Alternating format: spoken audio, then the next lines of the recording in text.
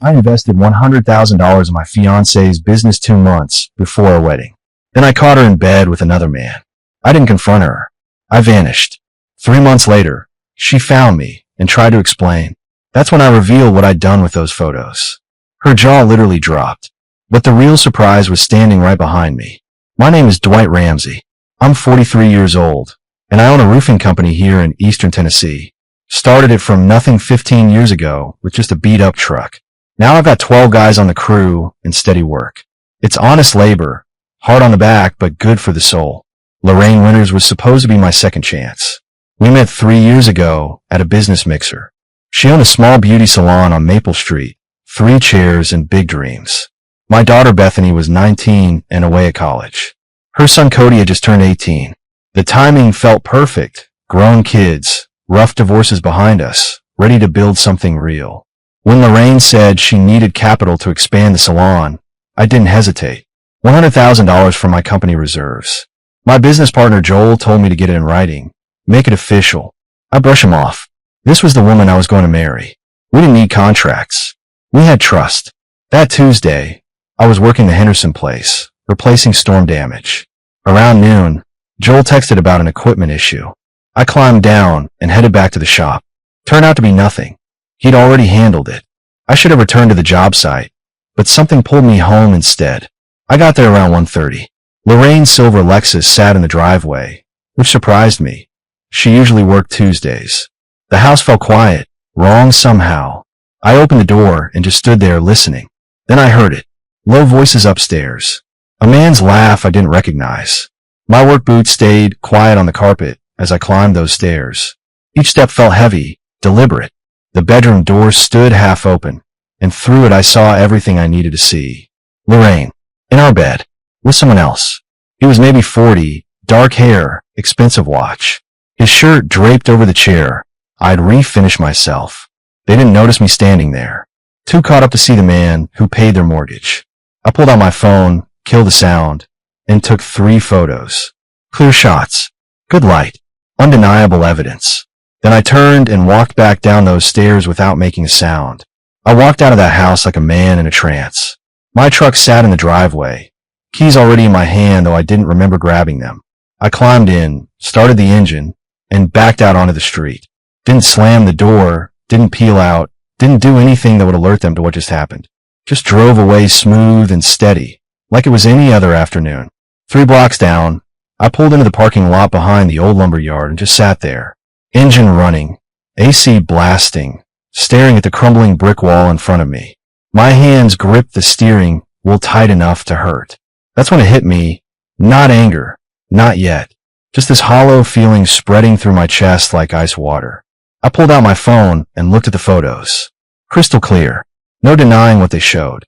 Part of me wanted to delete them, pretend I'd never seen anything. The other part knew I'd need them eventually. For what? I wasn't sure yet. But they were evidence.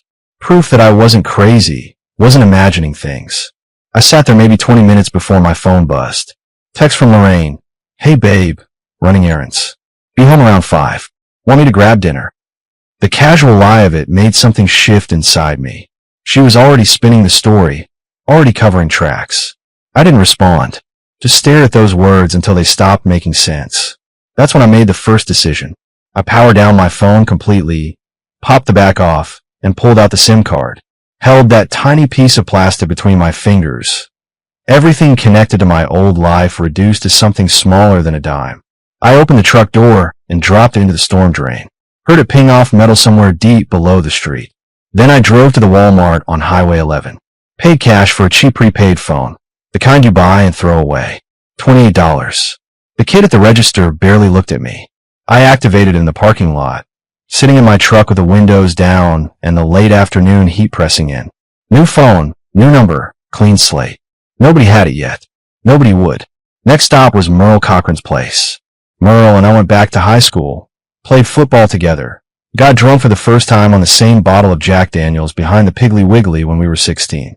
He owned 30 acres out past the county line, mostly woods, a little pond, and a house that looked like it was held together by prayer and duct tape. But it was his, free and clear, and he'd always told me if I ever needed anything, his door was open. I pulled up the long gravel drive around 4:30. Merle sat on his front porch with a beer in one hand and a fishing magazine in the other. He looked up as I parked, took one look at my face, and said, "You need the couch or the spare room?" That's Merle. Doesn't ask unnecessary questions. Doesn't pry. Just offers what he's got. Couch is fine, I told him. He nodded, took a long pull from his beer. There's more in the fridge. Help yourself. I grabbed my phone, the new one, and followed him inside. The house smelled like coffee and motor oil. It felt safer than anywhere else I could think of. That first night at Merle's, we didn't talk much. He threw a couple steaks on the grill out back while I sat on the porch steps, nursing a beer and watching the sun drop behind the tree line. The air smelled like charcoal and pine. Cicadas sang their evening song. Everything felt normal, except for the hole in my chest where my future used to be. Medium rare work for you. Merle called out from the grill. Yeah, that's fine. We ate at his kitchen table, plates scratched from years of use, the overhead light flickering like it might give up any minute. Merle chewed slowly, occasionally glancing at me, but never asking. After we finished, he cleared the plates and said, "Bathroom's down the hall. Clean towels in the closet. I'm up by 6 usually, but don't worry about it. Appreciate it, Merle." He just nodded and headed to his room. That was the extent of our deep conversation. I lay on that couch for hours, staring at the water-stained ceiling. Every time I closed my eyes, I saw them. Lorraine and that man, tangled up in sheets I'd paid for, in a house I'd helped make into a home. The betrayal kept playing on repeat, and each time it cut deeper. Not just that she'd done it, but that she'd looked me in the eye every morning knowing what she was hiding. Around midnight, my new phone buzzed. Unknown number. I knew it was her. She'd probably been calling the old number for hours, getting nothing, starting to panic. I let it ring until it stopped. Then it started again, and again. I powered it off and shoved it under the couch cushion. The next morning, I woke to the smell of coffee. Merle stood at the stove, frying eggs, bacon sizzling in another pan. He poured me a cup without asking, black and strong. "You working today?" he asked. "Should be. Henderson roof won't finish itself. You gonna tell your crew anything?" I thought about that. Joel would cover for me if needed, but the guys deserved to know I was still around. "I'll call Joel. Keep it simple." Merle nodded, flipped an egg. Simple's usually best. After breakfast, I used my burner phone to call Joel from the porch. He answered on the second ring. "It's Dwight," I said. "Jesus, man, where are you?" "Lorraine's been calling everyone. She filed a missing person report." That made me pause. "I'm not missing. I'm exactly where I need to be." "What happened?" "Can't get into it right now. I need you to run things for a while. Pay the guys out of the business account like normal. I'll check in when I can." Joel was quiet for a moment. "This about Lorraine?" "Yeah." "All right. I got it covered. But Dwight, you okay?" "Getting there," I said, and ended the call. I spent the rest of that day helping Merle fix a section of fence that had rotted out. Physical work, something to keep my hands busy and my mind occupied. We didn't talk about Lorraine or what happened. Just measured posts, dug holes, poured concrete. By sunset, we had 10 feet of new fence standing straight and solid. That night, my daughter Bethany called. The burner phone lit up with her number, one of the few I transferred over. "Dad, Mom called me. She said you disappeared. What's going on?" I stepped outside so Merle wouldn't hear. "Beth, I'm fine. Something happened with Lorraine and me. I needed space." "What kind of something?" I couldn't tell her the whole truth. "Not yet. Adult stuff. Nothing for you to worry about. Focus on your classes." "Dad, I'm 19, not 9. Talk to me." Her voice had that edge to it, the same one her mother used to have when she knew I was holding back. "I caught Lorraine with someone else. I left. That's all I'm saying right now." Silence on the other end. Then, "Dad, I'm so sorry." "Not your fault, sweetheart. I just need some time to figure things out." "Where are you staying?" "With Merle." "I'm safe." "Okay. Call me if you need anything." "I mean it." "I will. Love you, Beth." "Love you too, Dad." I hung up and stood there in the dark, listening to the night sounds, feeling something close to peace for the first time since yesterday. 3 days passed before I heard from Lorraine directly. 3 days of working odd jobs around Merle's property, sleeping on his couch, and avoiding the world. Then, on Saturday morning, my burner phone rang. A number I didn't recognize, but I knew who it was. I let it ring out. 2 minutes later, a voicemail appeared. I waited until after lunch to listen to it. sitting on Merle's back porch with a glass of sweet tea. Her voice came through shaky, rehearsed. Dwight, it's me. I don't know what's happening or why you left. Please call me back. We need to talk. Whatever you think happened, you're wrong. Just please call me. I deleted it without finishing. That afternoon, Joel called. We got a problem. Lorraine came by the shop looking for you. Made a scene in front of the guys. What kind of scene? Crying, saying you abandoned her, that she doesn't understand what she did wrong. A couple of the guys felt bad for her. I didn't say anything, but it was uncomfortable as hell. I felt heat rising in my chest. She was playing victim already, spinning the narrative before I could say anything. Classic move. What did you tell her? That I don't know where you are, that it's between you two. She didn't like that answer. Good. Keep it that way. Dwight, people are talking.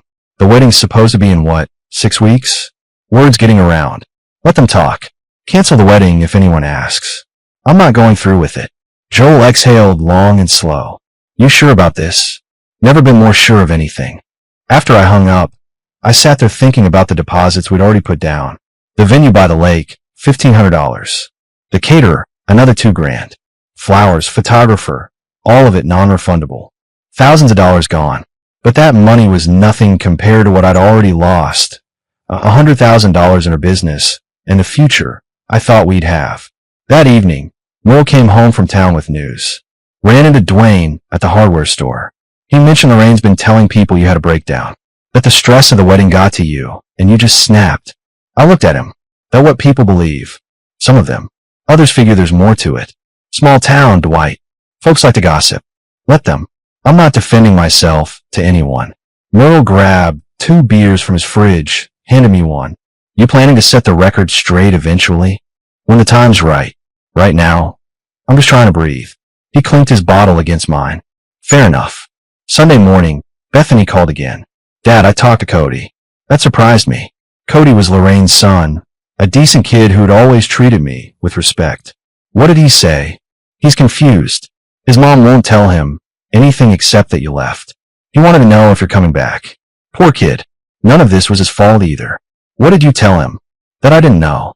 Dad, he really looks up to you. He's taking this hard. Guilt twisted in my stomach.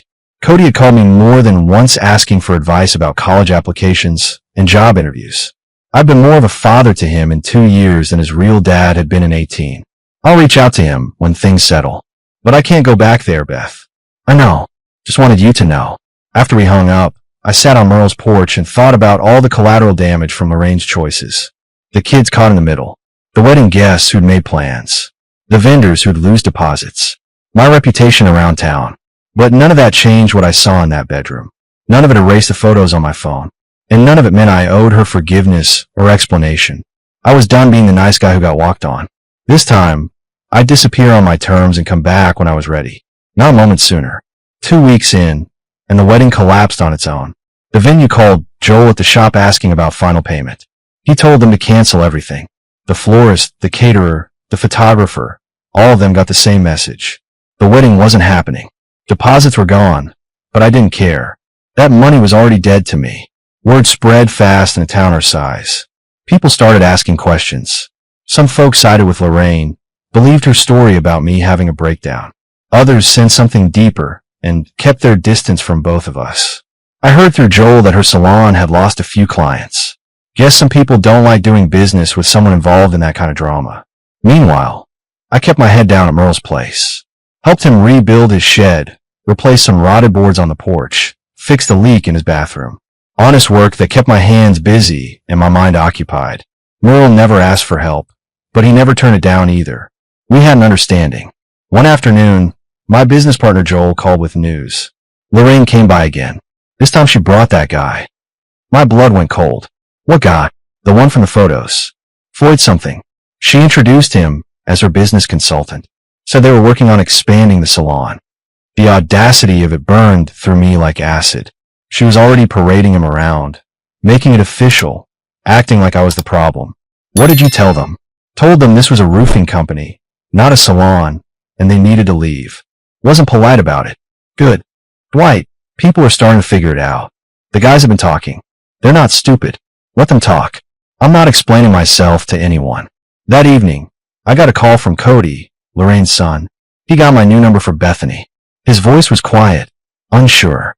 Dwight, it's Cody. Can we talk? I stepped outside into the cooling evening air. Sure, kid. What's on your mind? Mom won't tell me what happened.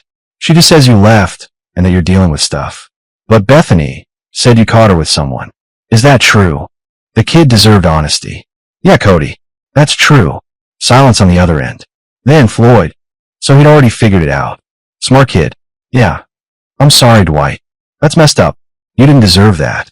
His words hit harder than expected. Appreciate you saying that. This isn't on you, understand? You're a good kid. Don't let this change that. Are you coming back? No, I can't. But if you ever need anything, you call me. That doesn't change. After we hung up, I sat on Merle's porch steps watching the stars come out. Cody's loyalty meant something. In the middle of all this mess, there were still good people trying to do right. That mattered. The next day, Bethany called with different news. Dad, Grandma and Grandpa know. Lorraine's parents. They called me asking what really happened. What did you tell them? The truth. That you caught her cheating. They didn't sound surprised, Dad. Her mom even said, I was afraid of this. That stopped me. What does that mean? I don't know. But they asked for your number. I didn't give it to them. Want to check with you first. Don't give it out. Not yet. I need more time. Okay. But Dad, I think they're on your side. 3 weeks after I left, reality started catching up with Lorraine. Joel told me the bank called about the business loan she'd taken out using my investment as collateral. Apparently, she'd missed a payment. That $100,000 I'd given her was tied up in equipment and inventory that wasn't generating enough revenue to cover her expenses. She's underwater, Joel said bluntly. And if she defaults, it could come back on you depending on how the paperwork was filed. That got my attention. What do you mean? I mean you need a lawyer. Today, not tomorrow. I called a guy I knew from the Rotary Club, Sam Kirkland. He specialized in business disputes and had a reputation for being tough but fair. We met at his office that afternoon. Tell me everything, Sam said, pulling out a legal pad. I laid it all out. The investment, the verbal agreement, the lack of written contracts. He listened without interrupting, occasionally making notes. When I finished, he leaned back in his chair. You got burned, Dwight. Legally speaking, without a written agreement, proving that money was a loan versus a gift is going to be difficult. But the fact that you can show it came from business accounts helps. What are my options? File a civil suit to recover the investment. Claim financial fraud if we can prove she misrepresented how the money would be used. At minimum, we can make her life complicated, but it won't be quick or cheap. Do it. I want every dollar accounted for. Sam nodded. I'll draft the initial paperwork. One more thing, document everything. Every interaction, every call, every text. If this goes to court, we'll need it all. I left his office feeling like I'd finally taken a step forward instead of just surviving. This wasn't about revenge. This was about protecting what I'd built and making sure she didn't walk away clean. That night, Lorraine's parents called. Somehow they got my number. I almost didn't answer, but curiosity won. Dwight, it's Barbara, Lorraine's mother. Please don't hang up. I didn't say anything. Just waited. We know what happened. Cody told us. We're so sorry. This isn't who we raised her to be. Her voice was genuine, pained. Mrs. Winters, I appreciate that, but it doesn't change anything. We understand. We just wanted you to know that we don't condone what she did. We told her she needs to make this right, but she won't listen. There's no making this right. The money you invested, we didn't know about that until recently. If she doesn't pay you back, we will. It might take time, but we'll do it. That floored me. You don't have to do that. We do. You were good to our daughter and our grandson. You deserve better. Please, let us help fix this. After we hung up, I told Merle what they'd said. He whistled low. That's rare. Parents usually side with their kids no matter what. They're good people stuck with a bad situation. So what are you going to do? Let my lawyer handle Lorraine. If her parents want to help later, we'll deal with that then. Right now, I just need to stay the course. Merle raised his beer. To staying the course. I clinked my bottle against his and took a long drink. The path ahead was getting clearer, even if it was still hard. 3 months. That's how long I stayed gone before she tracked me down. 3 months of silence, of rebuilding myself piece by piece at Merle's place. I'd started taking on small roofing jobs again. Nothing major, just enough to keep my skills sharp and my mind occupied. Life had found a rhythm. Wake up, work, eat, sleep, repeat. Simple, clean, peaceful. Then one Thursday morning, I heard tires on Merle's gravel driveway, looked out the window, and saw her silver Lexus pulling up. My stomach dropped. Merle was at work. I was alone, coffee in hand, wearing jeans and an old t-shirt. For a second, I considered not answering, but running solved nothing. I dealt with harder things than this conversation. I opened the door before she could knock. She stood there looking smaller than I remembered. Hair pulled back, minimal makeup, dark circles under her eyes. Her hands clutched her purse like it was the only thing keeping her upright. "Dwight," she said, voice barely above a whisper. "Lorraine, can we talk? Please." I stepped back and left the door open. Didn't invite her in, just gave her space to decide. She crossed the threshold slowly, like she was entering a courtroom instead of a friend's living room. I gestured to the kitchen table. She sat. I poured her coffee without asking. Black, the way she used to drink it. Old habits. I sat across from her and waited. "I've been looking everywhere," she started. "Your parents wouldn't tell me. Joel wouldn't tell me. Even Bethany." "Good. I told them not to." That stopped her. She looked down at the coffee cup, untouched. "I need to know why you left. Why you just disappeared without a word." I leaned back in my chair. "You know why." "No, I don't. One day we were fine, planning our wedding, and the next you were gone. I don't understand what happened." The lie came so easy to her. Maybe she'd said enough times that she believed it. I reached into my pocket and pulled out my phone. Opened the photos. Slid the phone across the table. She looked at the screen. Her face drained of all color. The kind of pale you can't fake. The kind that comes from knowing there's no way out. "I didn't know you saw," she whispered. "I saw enough." She stared at that photo like it might change if she looked long enough. Like the truth might rearrange itself into something she could explain away. But pictures don't lie. They just sit there, permanent and undeniable. "This isn't what it looks like," she said finally. "I've been waiting for that line. They all use it. It's exactly what it looks like. You and Floyd, in our bed, 2 months before our wedding. He was helping me with the business. We got close. It was a mistake. A mistake is forgetting to pay a bill. This was a choice. Multiple choices." She tried to say something else, but I held out my hand. The question I've been saving for 3 months sat on my tongue, ready. "We were 2 months away from the wedding, Lorraine. Tell me, was it worth it?" She didn't answer my question. Just sat there with tears starting to roll down her face, mouth opening and closing like she couldn't find words that would fix this. There weren't any. We both knew it.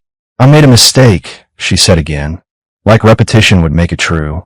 "You made a decision. Own it. Please, Dwight. We can work through this. Go to counseling. Start over. I'll end things with Floyd. I'll do whatever it takes." I let her words hang in the air between us. 3 months ago, maybe they would have meant something. Before I'd spent 90 days processing what she'd done. Before I talked to lawyers and learned how deep her betrayal went. "There's something else you should know," I said calmly. "I sent those photos to your parents." Her eyes went wide. "You did what?" "They paid for half that wedding. Put down deposits. Believed in us. They deserved to know why I left. You had no right. I had every right. They called me. Apologized. Said they'd help pay back the money you took from me." She stood up fast, chair scraping against the floor. "That money was an investment in our future. Our future ended the day you brought him into our bed." Her face twisted with anger now, tears forgotten. "You're cruel. You know that." Walking away without explanation, hiding like a coward, turning my own parents against me. "I didn't turn anyone against you. You did that yourself." Before she could respond, I heard footsteps on the porch. The door opened and Diane walked in, a woman I met 4 weeks ago at a community barbecue Merle had dragged me to. She was a nurse at the county hospital, divorced 3 years, kind smile and honest eyes. We'd been seeing each other casually, nothing serious yet, just coffee and conversation and slowly learning to trust again. She saw Lorraine and paused, reading the room instantly. But she didn't retreat, just walked over to me, set her hand on my shoulder. "Everything okay here?" Diane asked, her voice steady. I looked up at her and felt something solid in my chest. "Yeah, everything's fine." Lorraine stared at us, comprehension dawning. "Are you serious? You're with someone else already?" "Already. It's been 3 months. And yes." I stood up, put my arm around Diane's waist. Not to hurt Lorraine, but because it felt right. Because Diane represented something Lorraine never had. Honesty, respect, someone who showed up when they said they would. Lorraine's jaw literally dropped. Her mouth opened, but no sound came out. She looked between us like she was seeing something impossible. I walked to the door and opened it. You should go, Lorraine. There's nothing left to say. Dwight, please. Get out. And I hope life teaches you what you need to learn. She stood there another moment, purse clutched tight, tears streaming now. Then she turned and walked out. I watched her Lexus pull away down the gravel drive, taillights disappearing into the trees. When I closed the door, Diane turned to me. That was her. Yeah. You did good. Stayed calm. Didn't give her anything. I pulled her close. Thanks for being here. Nowhere else I'd rather be. For the first time in 3 months, I felt truly free. 2 weeks after Lorraine left Merle's place, my lawyer Sam called with news. We met at his office downtown, and he had that look lawyers get when they've won something significant. Her attorney reached out. They want to settle, Sam said, sliding papers across his desk. I read through the proposal. Lorraine would repay $60,000 of the $100,000 I'd invested, to be paid over 3 years. Her parents had co-signed as guarantors. If she defaulted, they'd cover it. Additionally, she'd sign away any claim to my business or personal assets. 60,000 isn't 100, I said. No, but it's realistic. Her business is failing. The salon's being sold to cover debts. Between what the sale brings and what her parents are contributing, 60 is what we can actually collect. We could fight for more, but it'll cost you in legal fees and time. This way, you get most of your money back and you're done. I thought about it. The money mattered, but freedom mattered more. What about Floyd? Sam's expression darkened. Interesting story there. His wife filed for divorce, took the kids, and moved back to her parents' place in Virginia. He lost his contractor's license over some unrelated issues that came to light during the investigation. Word is he's working construction labor now. Karma had been busy. And Lorraine, living with her parents. The salon sold last week. She's looking for work, but her reputation in this town is shot. People talk. I signed the settlement agreement. Let's be done with this. 3 days later, the papers were finalized. Bethany called that evening, excited. Dad, I heard about the settlement. Grandma told me. Are you coming home? Not to that house. But yeah, I'm coming back to town. Found a place near the shop. Moving in next month. What about Diane? I smiled. Bethany had met her twice now. Liked her immediately. She's staying in her place for now. We're taking it slow. Doing it right this time. Good. You deserve someone who treats you right. The following week, I had coffee with Lorraine's parents. Barbara and Tom met me at the diner on Main Street. They looked older than I remembered, worn down by their daughter's choices. We're setting up the payment plan through our bank, Tom said. First payment hits your account next Friday. You'll get a check every month for 3 years. You don't have to do this, I said. The settlement doesn't require. Barbara cut me off. Yes, we do. You were good to our family. What Lorraine did was unforgivable. This is the least we can do. How's Cody handling everything? Better than expected, Tom said. He got accepted to trade school. Wants to be an electrician. Says you inspired him to work with his hands. That hit me harder than I expected. He's a good kid. Because of you. You showed him what a real man looks like. We're grateful for that, even if things ended badly. We finished our coffee, shook hands, and I drove back to Merle's place feeling lighter. The money would come back eventually. My reputation was intact, and I had a future with someone honest. That night, Diane came over. We sat on Merle's porch watching the stars come out, her head on my shoulder. You seem different, she said. Lighter somehow. Settlement's done. It's finally over. How do you feel? I thought about it. Free. Like I can finally move forward without looking over my shoulder. She squeezed my hand. Good. Because I'm ready to move forward with you. Yeah. And that was enough. For months later, I stood in my new house. A small ranch on the east side of town. Nothing fancy but mine alone. Bethany helped me unpack boxes while Merle assembled furniture in the living room. Diane was in the kitchen organizing dishes, humming along to the radio. This place is good bones, Bethany said, echoing something Lorraine used to say. But coming from my daughter, it didn't hurt. It just was. It'll do, I replied. Room for you when you visit. Guest room for when Merle needs to crash. Merle called from the living room. I got my own place. Thank you very much. But I'll take the beer you promised for helping today. I grabbed 3 cold ones from the cooler. Couldn't drink one yet. Still had to get the fridge working. Handed them out. We stood in my empty living room, boxes everywhere, and it felt right. The roofing business was thriving. Joel and I had taken on 2 new guys, and we had contracts booked through next spring. The $60,000 from Lorraine's settlement was rebuilding my savings, 1 month at a time. Her parents never missed a payment. I'd heard through the grapevine that Lorraine moved to Knoxville. Fresh start somewhere people didn't know her story. Floyd apparently followed her there, though I didn't know if they were still together. Didn't care either. That chapter was closed and locked. Cody called me once a month. He'd started his electrician apprenticeship and loved it. We talked about his classes, his girlfriend, his plans for the future. I was proud of the man he was becoming, even if his mother and I hadn't worked out. One evening in late October, Diane and I sat on my new back porch. The air had that crisp autumn bite, leaves turning gold and red in the yard. She brought over a casserole for dinner, and we'd eaten it while watching the sun go down. I've been thinking, she said carefully. My lease is up in January. I could renew it, or... I looked at her. Or I cannot renew it. See what else might be available. I took her hand. This place has an extra bathroom. Good closet space. Room for 2. She smiled. You asking me to move in? When you're ready. No rush. But yeah, I'm asking. Let me think about it. 2 weeks later, she said yes. The wedding that never happened turned into a life I never expected. Better. Honest. Built on truth instead of lies. Bethany loved Diane. Merle approved.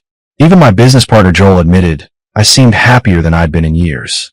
1 year after I walked out of that house, I stood at the Henderson place, finishing up a roof we'd started what felt like a lifetime ago. The same roof I'd been working on the day, everything changed. Below me, the town spread out in all directions. My town, my business, my life. My phone buzzed. Text from Diane. Dinner at 7? Making your favorite. I typed back, wouldn't miss it. I climbed down from that roof, packed up my tools, and drove home. Not to Lorraine's house. Not to Merle's couch. Home. To a place I'd built for myself. With a woman who showed up when she said she would. The betrayal that destroyed my old life had forced me to build a better one. Stronger foundation. Honest materials. No rot hidden in the walls. And standing in my driveway, looking at my house with Diane's car parked beside my truck, I realized something important. Sometimes the worst thing that happens to you is actually the best thing that could have happened. I was finally exactly where I needed to be.